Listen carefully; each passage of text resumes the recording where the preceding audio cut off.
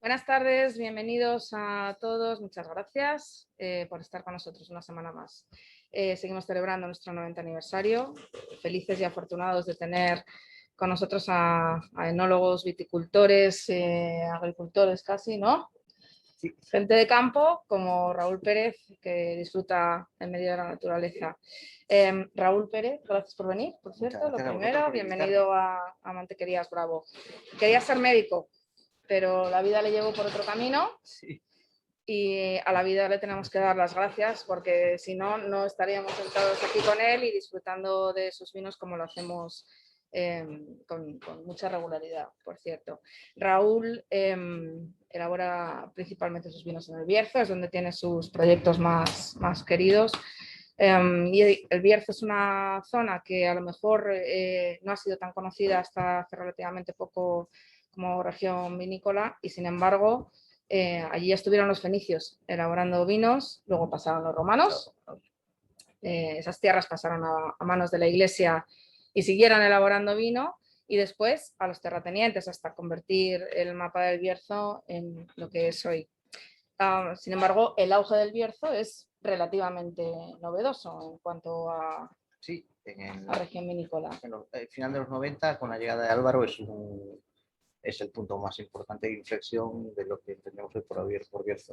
Álvaro fue el que marcó el antes y el después. Eso te iba a preguntar, ¿porque llega él y se habla más del Bierzo o porque no se hacían vinos como se elaboran ahora? No, llega él y establece una disciplina que no conocíamos en el Bierzo y sobre todo porque le da valor a las cosas, que a veces tenemos cosas que nosotros no le damos valor, ¿no? Hay gente que a una cepa de 120 años no la aprecia, ¿no? Y es una cosa tan codiciada que es la hostia, ¿no? Entonces, Álvaro, cuando llega al Bierzo en el 99, pues pone en valor todas las cosas que había en el Bierzo que tenían mucho sentido, ¿no? Entonces, el Bierzo es una zona histórica, muy histórica, es decir, los fenicios, después los romanos, después la iglesia, las dos desamortizaciones que hubo. La segunda desamortización a principios de 1800 tiene muchísimo sentido porque la primera desamortización pasa toda la viticultura de la iglesia a capital privado de mucho dinero, gente que eran sobre todo con el Bierzo, gente muy vinculada al hierro y al ferrocarril, que era gente que no era especialista, con lo cual no triunfa, y surge una segunda desamortización o un segundo paso, ¿no?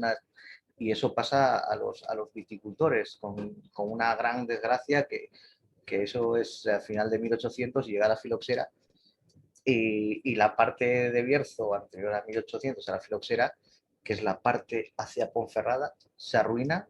Tenemos un éxodo del 40% de población, abandono de viñedos la mayor parte del viñedo pasa a la zona más cerealista y más agrícola, que era la zona de Villafranca del Bierzo, donde está pues, Corullón, Villafranca, Valtuilla y Cacabecos. Y entonces hay un cambio a final de 1880, hay un cambio de viticultura y una nueva era. Voy a leer la lista porque no me lo sé de memoria y son muchos. Tú haces vino en Bierzo, Sí, León, sí, Tierras Baixas, sí, Ribeira Sacra, sí, Rioja, sí, Oporto, sí, Almansa, sí, Bairrada, Trás-os-Montes, sí, Burdeos sí, y Sudáfrica. sí. Alicante. ¿Cómo gestionas? Alicante. Bueno, no hemos acabado.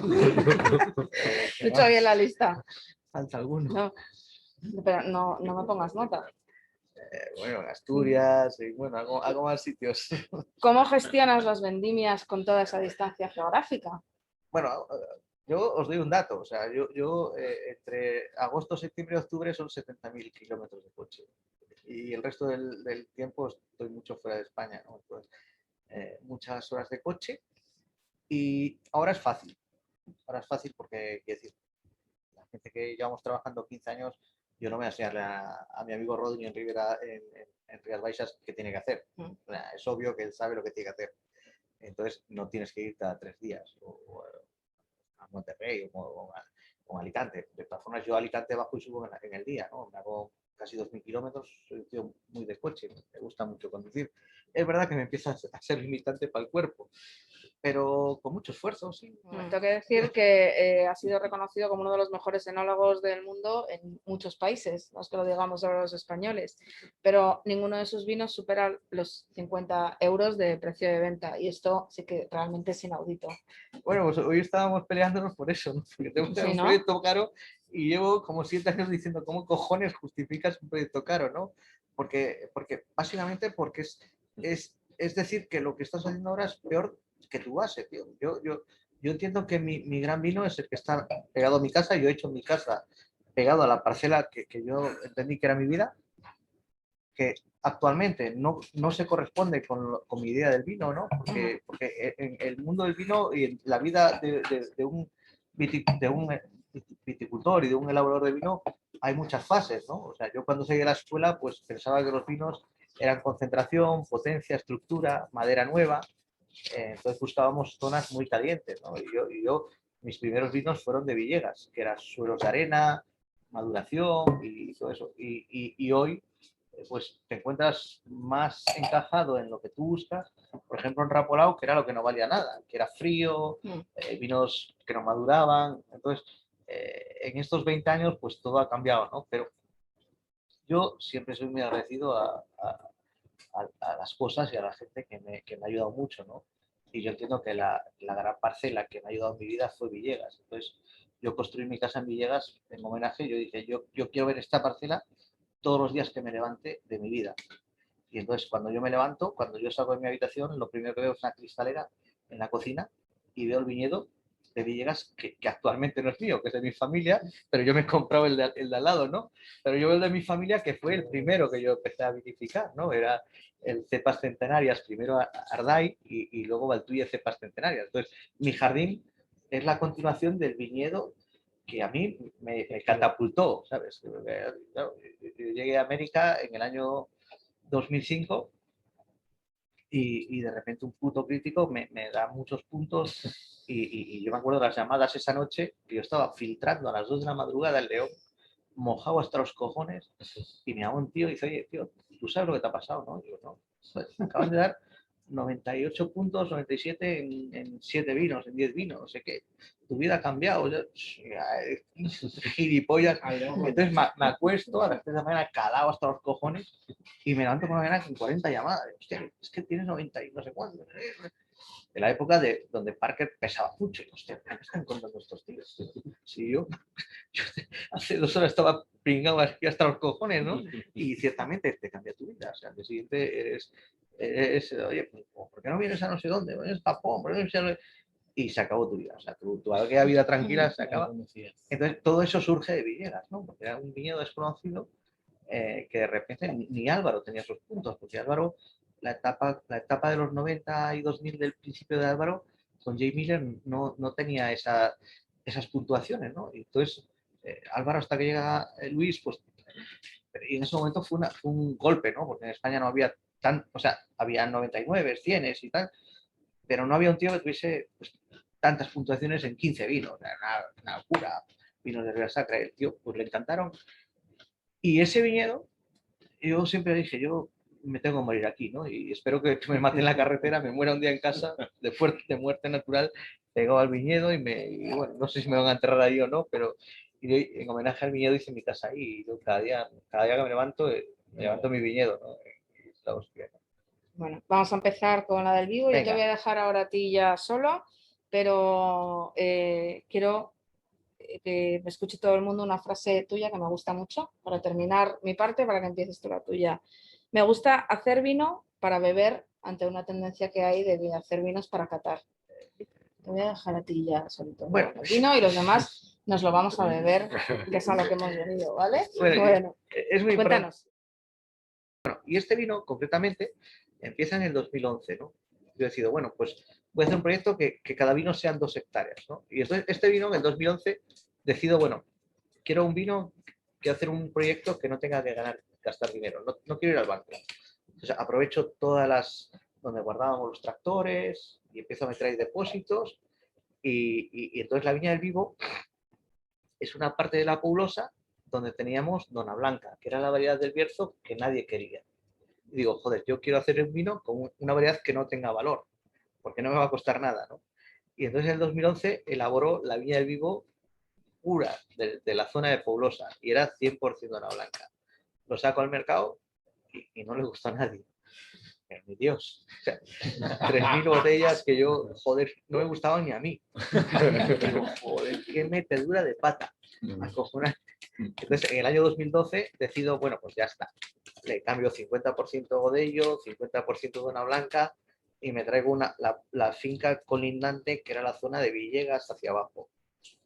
Y empiezo a dormir y gustó. Ya empezó a gustar. Entonces, acabo desplazando la Viña del Vivo, 90% Godello, en el 13 y 10% Dona Blanca, ¿no? En el 15 empieza a haber toda una crítica y la gente empieza a hablar bien del 2011. Pero yo había abandonado el estilo porque no lo vendíamos y no le gustaba ni Dios.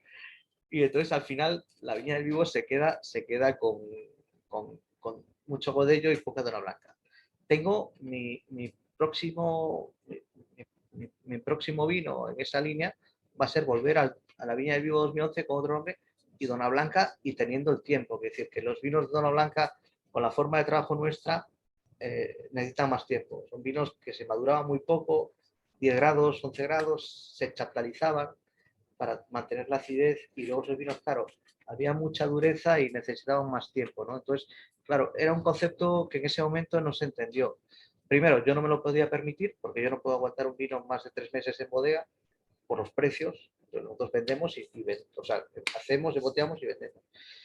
Pero es verdad que tengo que volver otra vez en el futuro, en 2 o 3 años, a hacer ese nuevo concepto, ¿no? Y luego este vino, pues bueno, es un vino para mí muy importante porque yo empecé a hacer este vino con mi sobrina, Nerea, que era una fanática de Godello cuando nadie, en mi bodega, en mi familia nadie decía Godello, ¿no? Nosotros empezamos a hacer el Godello por ella y ella se muere en la bodega en el año 2014 y entonces es un vino que tiene esa parte sentimental y muy importante para mí y entonces es por eso que yo no he querido volver atrás con el vino. O sea, lo fácil sería volver a hacer este vino con Dona Blanca, pero siempre fue la ilusión de ella y yo mantengo su ilusión en el vino y su forma de ver el vino. Era una tía muy joven, muy capacitada, era la persona que me iba a suceder a mí.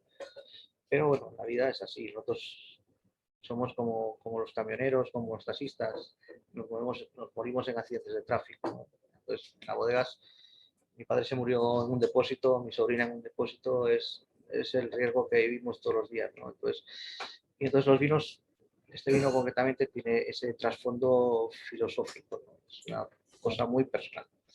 Y luego ya, dentro del vino, pues es un vino muy sencillo, ¿no? Es un vino que es de la variedad Godello en este momento, 90%, 10% de Purosa, y nosotros los vinos son súper sencillos. O sea, la gente cree que hacemos la hostia, que somos la hostia elaborando, somos los tíos más sosos haciendo vinos que existen, ¿no? Nosotros vendimiamos la uva, buscamos los pagos que nos gustan, sobre todo en base a arena, arcilla, y luego la uva la vendimiamos pronto, la vendimiamos siempre, nosotros vendimiamos los vinos con poco alcohol actualmente para mantener la acidez y la frescura. Entonces, que decir, nosotros no hacemos vendimias si podemos, porque luego cada año climático es diferente, pero siempre la idea es vendimiar a 11 grados y medio, 12, 12.5. Los vinos llegan a la uva llega a la bodega, se prensa y esa uva se decanta por la noche y va a barricas o a fudres grandes, y ahí fermenta sin control de temperatura ni nada, o sea, son fermentaciones espontáneas, sin tecnología, y nosotros tampoco movemos los vinos, es decir, acaban de fermentar, se continúan en las barricas un año y después de un año se sacan y se embotellan, no tiene más historia.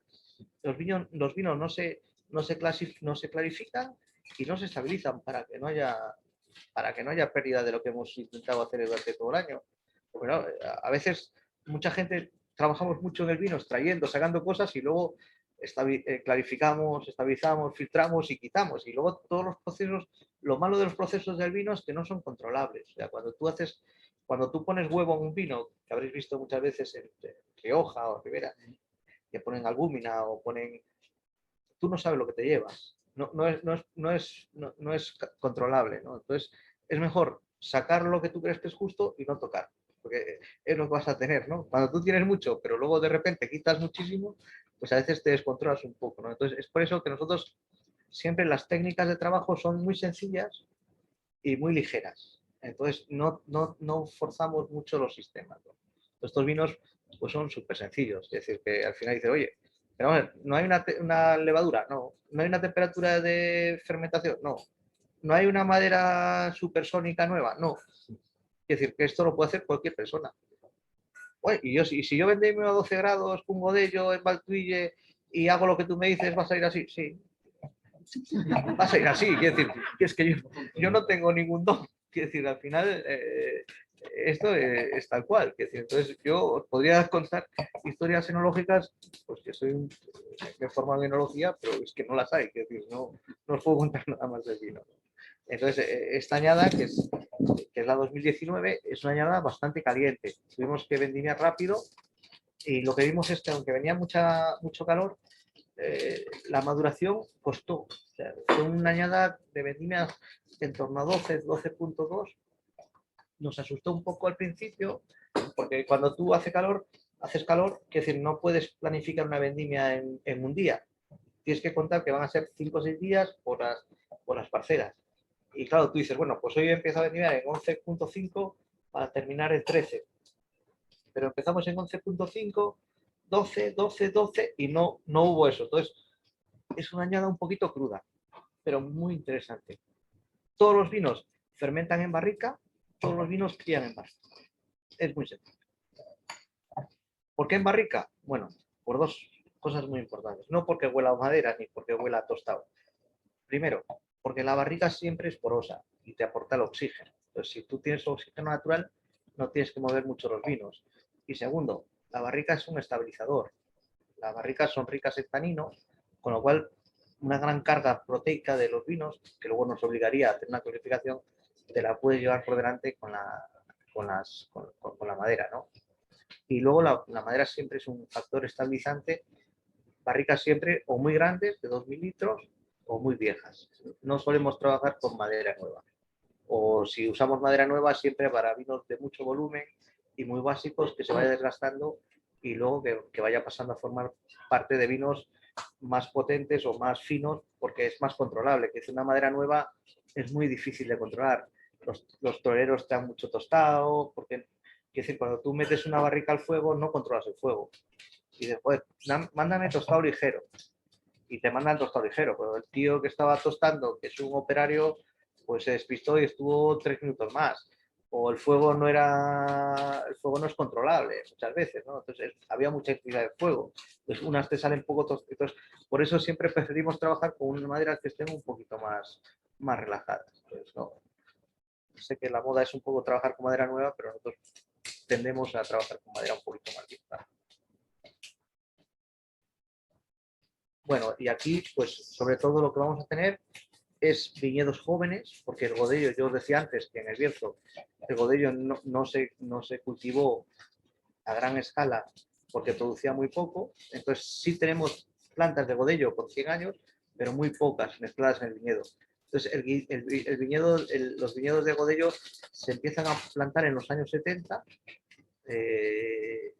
y estos viñedos son viñedos de 12, 14, 15 años, no son viñedos muy viejos. Esto es una parte de Valtuille y una parte de Cantabeños. El segundo vino, pues el vino más difícil. Para mí es el más complicado. Es Saint-Jacques. Esto es un homenaje a mi pueblo. Es decir, al final yo no me puedo colgar ninguna medalla en este vino, pero es el que hace la caja de la bodega todos los meses. Entonces, para este vino, pues lo que he hecho es, bueno, de los muchos viticultores que hay en Valtuille, comprarle la uva. Al final son tus vecinos. Es decir, es como muchas veces la gente, oye, ¿tú haces biodinámica? En Valtuille es imposible hacer biodinámica, porque esta es mi parcela y aquí está el otro y yo lo hago biodinámico y el tío al lado pone sistémicos y herbicidas, ¿no? Entonces, cada vez que es sulfata la tuya también, ¿no? Entonces, en Valtuille tienes que entender lo que es y ya está. Y tú convives con tu vecino hay gente que trabaja mejor, hay gente que trabaja peor, y entonces este vino es un cómputo de toda la gente que trabaja bien y trabaja mal, que son tus amigos y tus enemigos enológicos, ¿no? Y bueno, es un vino muy bonito porque es un vino básico, complejo, pero que está, 80% de este vino son cepas centenarias. En Matrulle lo difícil es comprar uvas de viñedos nuevos, ¿no? Es todo viejo, ¿no? Y aquí es una mezcla de variedades, todas mezcladas, y bueno, es una super añada, 2018, una añada muy fría. Y bueno, nosotros trabajamos, lo tengo muy claro, es decir, nuestro estilo es trabajar con uva entera, con raspón, toda la bodega es depósitos de madera, de hecho, nuestra bodega es lo que nos vendió a Lyon hace muchos años, entonces yo siempre digo, pues, hacemos todos los Saint-Jacques en la bodega de Lyon, ¿no? Todos los depósitos yo le debo mucho a Gonzalo y a los dueños de Gas Siciliano, que tuve la suerte de poder comprar eso, ¿no? Entonces es muy bonito hacer tu vino en superdepósitos, ¿no? Y nosotros metemos toda la uva entera, la mayor parte, hacemos maceraciones y fermentaciones muy largas. Hasta este año no ha habido control de temperatura, con lo cual siempre los depósitos se paraban la fermentación, bajaba la temperatura, empezaban otra vez a fermentar. Ayer me preguntaban, oye, ¿cómo tenéis la cinética de la levadura y tal? Mira, la levadura que tenemos nosotros es la que hay en el viñedo, es una levadura súper adaptada. Entonces, no tenemos ningún problema. Es decir, la levadura fermenta, cuando hay condiciones malas se para y cuando vuelve a haber condiciones buenas sigue fermentando. Entonces, es una levadura muy adaptada, ¿no? Y siempre hacemos maceraciones bastante largas, 2 meses, 3 meses, el tiempo que dura la vendimia, un poco más. Y después todo esto se prensa y va a barrica una parte y otra parte vuelve a los depósitos originales de madera. No tenemos depósitos de acero ni de hormigón. Entonces ahí hacemos una crianza de un año y es un vino súper interesante porque es una mezcla de terruños. Aquí tenemos mucha uva de arcilla, que es la mayor parte, pero también tenemos una parte de arena y también una parte de pizarra, ¿no? Entonces, Saint-Jacques es la mezcla, ¿no? Es el vino, yo siempre digo que es el vino que representa a mi pueblo, ¿no? O sea, tú te pruebas un Saint-Jacques y te pruebas un vino de mi vecino y se parecen mucho, se parecen mogollón. A lo mejor hay más definición en el mío o en el de él, porque él trabaja con acero, pero cuando pasan 6 o 7 años son iguales. Entonces, yo siempre digo que Saint-Jacques es el vino de Valtuille, como puede ser un Pago Valdoneje, como puede ser un Peike, o como puede ser muchos de los vinos que hacen en Valtuille. Tienen una base, es cierto que cada elaborador pues le damos un enfoque al final, pero siempre es una base, que ¿no? Yo no creo ni tan siquiera que sea el mejor del pueblo el mío, ¿no? Pero es un vino que la idea no es ser el mejor, es representar el espacio. Porque tú dices, oye, voy a vender un vino a 5 a 6 euros y lo voy a hacer de la hostia y lo voy a hacer con no sé qué y tal. Y haces el vino que tú tienes en tu cabeza. Pero este es el vino del pueblo. Es el vino que se hacía en las casas, la misma forma, imitamos todo eso con la guantera y las maceraciones largas y al final es un vino pues representativo. La idea, pues bueno, pues es lo que os digo yo. Para nosotros la idea del vino en este momento, que no es la misma que hace 20 años, pues es vendimiar rápido, tener acidez, frescura, porque es un vino para beber. O sea, este vino lo que pretende es que no te sature, que no tenga mucha carga tánica, que no tenga muchas historias. Esto es una zona, el Rapolao, que pusimos de moda en el 2011, aproximadamente 5,7 hectáreas, 23 o 24 propietarios, 12 elaboradores diferentes, todos con el nombre. Y bueno, yo empecé a hacer este proyecto en el 2011 porque era la zona donde más barata era la uva. Entonces quería empezar un proyecto de bajo coste y dije, joder, pues hago Poulosa, que es una zona masificada, Rapolao, Gundiñas, y bueno, y luego hice Vitoriana porque me parecía la zona la mejor zona de Valtuille, ¿no? Y tenía una finca de mi familia y me hice cargo de ella. Es una parcela muy curiosa porque esta es la transición de la vinificación, son vinificaciones también 100% uva entera, pero luego tienen una peculiaridad que lo vamos a ver en el tercer vino, que es la crianza bajo velo. Aquí ya empezamos a tener crianza bajo velo de flor en las barricas, porque el Rapolao siempre es un poco animal. La tendencia de los vinos del Rapolao es a ser un poco sucios al principio. Entonces la flor compensa mucho esas sensaciones. No sulfitamos en toda la crianza, se empieza a ver flor como parecido a Jerez y esa flor empieza a quitar toda la mierda y tú cuando abres una barrica bajo velo de flor, como pues el Rapolao o el siguiente vino, ves que huele a mierda, pero tú sacas un vino con la pipeta de dentro y huele perfecto, ¿no? Entonces es un proceso muy interesante que llevamos unos años trabajando con él y es muy bonito. Y luego, a nivel vino, esto representa el frío en el pueblo. Nosotros somos un pueblo con el cambio climático bastante caliente, es la zona de Bierzo, que primero vendimia, y el Rapolao es una cara noroeste, fría, con vinos de 11 y pico, 12 grados, bastante interesante.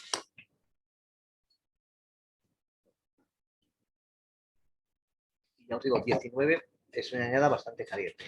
Es súper joven, es decir, nuestros vinos entendemos, sobre todo los blancos, que necesitan 8 o 10 años, aunque siempre estamos haciendo vinos muy predispuestos para beber, cuando pasan 8 o 10 años son flipantes.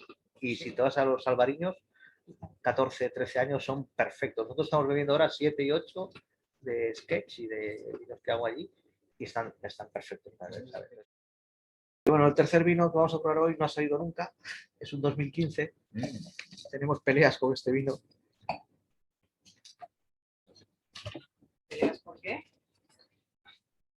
Primero, porque no podemos justificar el precio. Entonces, ¿pero de qué estamos hablando? Pues estamos hablando de un vino de 2 barricas, o de una barrica, pero tú no puedes justificar el precio en función de la producción. Eso es egoísta. Yo hago vinos de 100 litros y cuestan poco dinero. Entonces, yo no puedo justificar que mi vino, por ser poca producción, sea caro. Yo no quiero otra cosa. Yo tengo que hacer un vino que sea bueno y que valga lo que cuesta, ¿no? ¿Cuál es el problema que tenemos nosotros en este momento? Pues bueno, pues porque el Ultrella Valtuille, que sería nuestra imagen y nuestro gran vino de trabajo, donde llevamos 25 años trabajando en la parcela, pues no es caro y nunca lo hemos subido. Entonces, claro, tu referencia es ese vino. Entonces tú dices, ¿esto es mejor que eso? No, no es mejor. Pero tenemos más costos en este vino. Es más caro producirlo. Tenemos que trabajar con caballos porque hay mucha pendiente. Durante 6 años no se hicieron tratamientos. Nuestro rendimiento por hectárea es 15 veces menor. Es un compendio de cosas que encarecen el vino, pero que no justifican la calidad. Entonces es una puta de cojones, porque...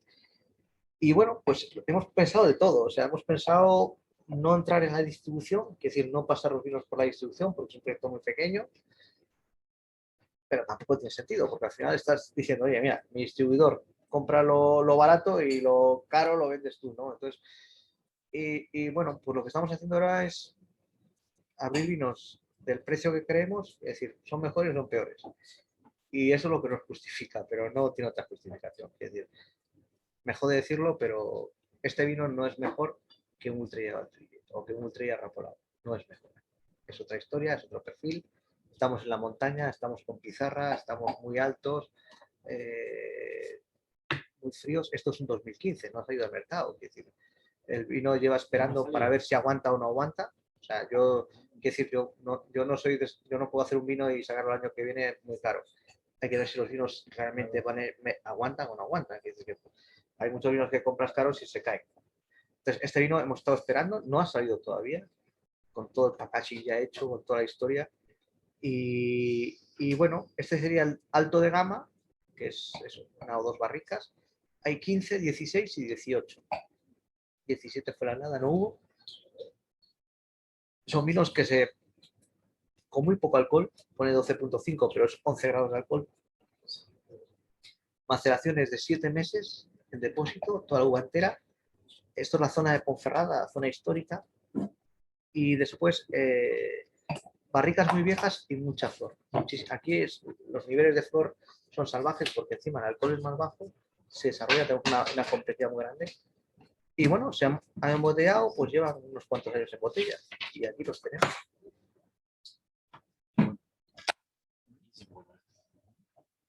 Vamos a seguir charlando y bebiendo lo poquito que nos queda Te doy las gracias por haber venido, por acompañarnos, Raúl Pérez. No eres médico, pero haces medicinas muy buenas.